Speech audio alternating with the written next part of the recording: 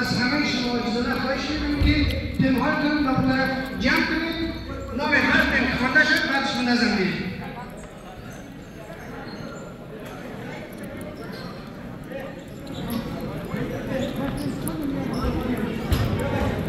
بنام خداوند نام قلم حقیقت نگار وجود و عدم، خدایی که ماننده رازهاست و حسن سرآغاز آغازهاست.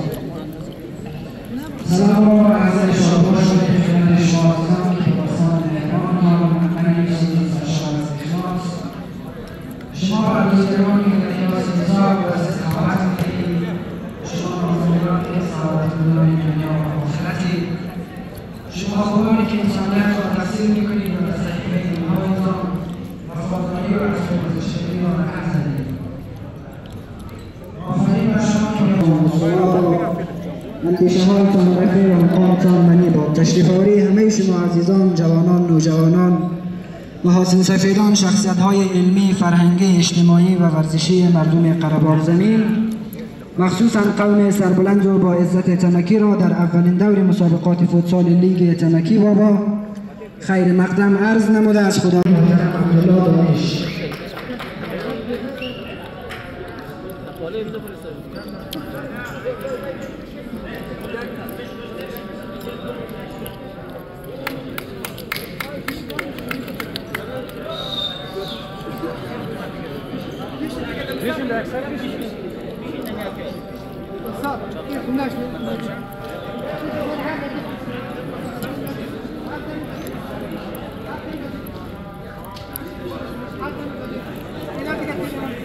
دعوت میکنیم از تیم دوست داشتنی و شایسته‌مان، تیم امیسینا از خود با سرپرستی و مربیگری استاد عزیزمان محترم حبیب الله حیدری.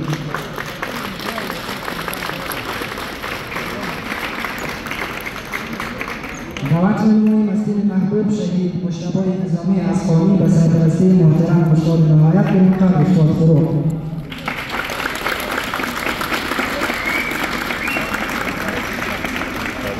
دعوت می‌کنیم از تیم شایسته دوست‌داشتنی‌مان شهدای تاقچی ای به سرپرستی و مربیگری محترم استاد ولی رضایی.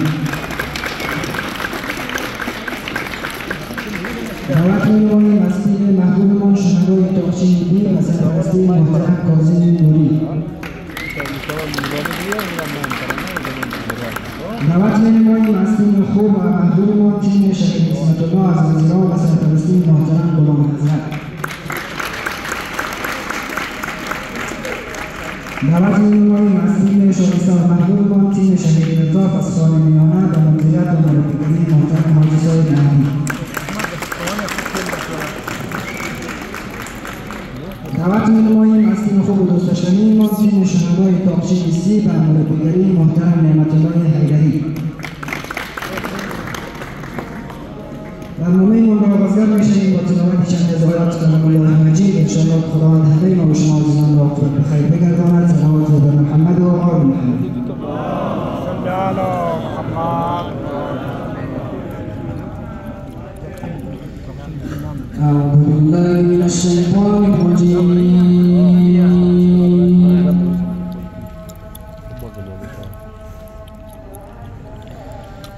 بسم الله الرحمن مستحضر هستید در برنامه قرار دارید و جا دارد که از همینجا از طرف تمامی شرکت کنندگان در مکان ورزشی و همه اتحادیه‌های تمکی از مسئولین و هیئت برگزار کننده این لیگ کمال تقدیر و تشکری را به عمل می‌آوریم که با برگزاری همچین تورنمنت‌ها انشاءالله شاهد استعدادهای درخشان نسل طلایی تمکی در عرصه ورزش فوتسال باشید. و همچنین یک تشکر خاص داریم از جناب آقای مصطفی صفدری، اسپانسر مالی این دور از تورنمنت از کشور استرالیا که با حمایت‌هایشان و سایر دوستان عزیز انشاءالله بتوانیم در سطح